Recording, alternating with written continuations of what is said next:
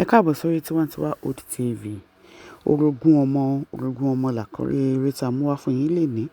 Orogún ọmọ, ká tó tẹ̀síwájú, ẹ jọ̀wọ́ ẹ bá wa subscribe, ẹ comment, ẹ like, kẹ́ dẹ̀ turn on notification bell yín kẹ́ lè gba movie notification nígbà tá a bá drop ẹ̀ lóòrèkóòrè. Orogún ọmọ yìí, movie gbogbo kọ sí.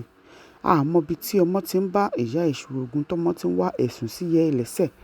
Gbogbo ohun tí ìyá ò ṣe ló máa ń sọ pé ìyá òun ṣe. Ó ṣe débi pé ó rán ìyá ẹ̀ ní ẹ̀wọ̀n. Wọ́n ti ìyá ẹ̀ mọ́lé. Láti bẹ̀rẹ̀ nígbà tí èmi kọ́kọ́ wo eré yìí, mo kọ́kọ́ wò wípé àbí òun kọ́ ló bí. Àṣé nítòótọ́ òun ló bí. Kí wá ló fà á tí ó fi lè máa bá ṣe báyẹn sí ìyá tó bí lọ́mọ. Inú eré ilẹ̀ tí láti wò. Láti bẹ̀rẹ̀ dópin kẹ́ ẹ lè mọ àṣírí tó wà ní inú ẹ̀, ìdí tí ọmọ yìí tó fi ń ṣe ìyá ìṣìbáṣìbo. Ó jẹ́ kí ẹ mọ̀ wípé ọ̀dàlẹ̀ ni ọ̀dàlẹ̀ bálẹ̀ kú, ẹni tó bá dalẹ̀ á bálẹ̀ lọ.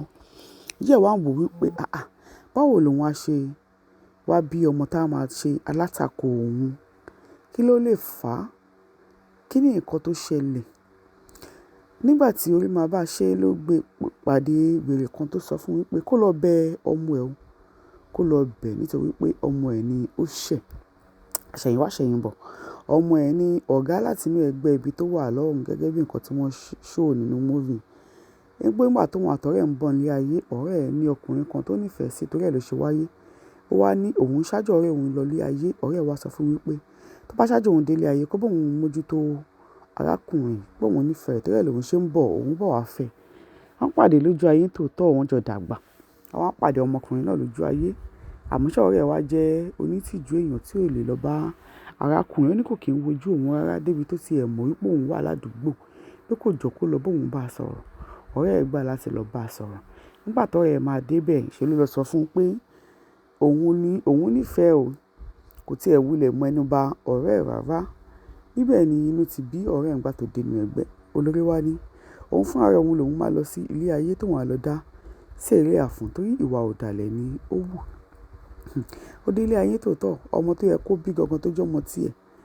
Àwọn ẹgbẹ́ yìí wọ́n lé bọ́tà. Olórí wá kó sínú ẹ̀. Gẹ́gẹ́ bó ṣe ṣàlàyé. Ìyẹn ló wá bí lọ́mọ tó wá bẹ̀rẹ̀ sí ní máa dá sẹ̀ríà fún. Tó ń parọ́ ọmọ káàkiri. Tó ń ṣe oríṣiríṣi. Kò sí nǹkan tí ó bá ti ṣẹlẹ̀ láì dà báyìí, ó máa ní iye òun ló wà ń di ẹ̀. Ẹ wo eré yìí, ẹ láti lọ wò. Torí tí ẹ bá wò kí lẹ gain. Ẹ lọ wò, ẹ lọ bò wìtìwìtì. Ẹ má dẹ̀ gbàgbé comment, ẹ like, ẹ share, kẹ́ dẹ̀ subscribe.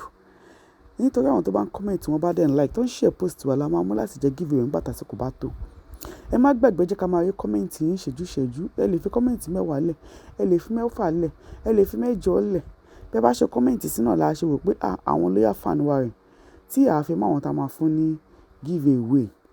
Ẹ má dẹ̀ gbàgbé láti subscribe kẹ́ dẹ̀ máa bá wa share àwọn videos wa káàkiri. Tó bá ṣe ń jáde la máa mú wá fún yín. Ẹ ṣé ànígi jù báyìí lọ lórí Tiwantiwa Old TV. Gẹ́gẹ́ bá ṣe sọ, ẹ wo eré yìí láti bẹ̀rẹ̀ dópin. Kẹ́ dẹ̀ like, kẹ́ share, kẹ́ comment, kẹ́ dẹ̀ subscribe. Kẹ́ wá lọ fi sábẹ́ comment section èṣèré tẹ́ ẹ nífẹ̀ẹ́ sí jù. Tálẹ̀ rò pé ó deliver lines ẹ̀ dáadáa. Kẹ́lẹ̀ rò pé ó máa ṣẹlẹ̀ nínú apá kejì àti apá kẹta. Ẹ tara ṣàṣà. Kẹ́ jẹ́ ká máa rí comment yín ká lè mọ àwọn tá a fẹ́ mú fún giveaway. Ànígi jù báyìí lọ. Ẹ ṣeun, ó dìgbà.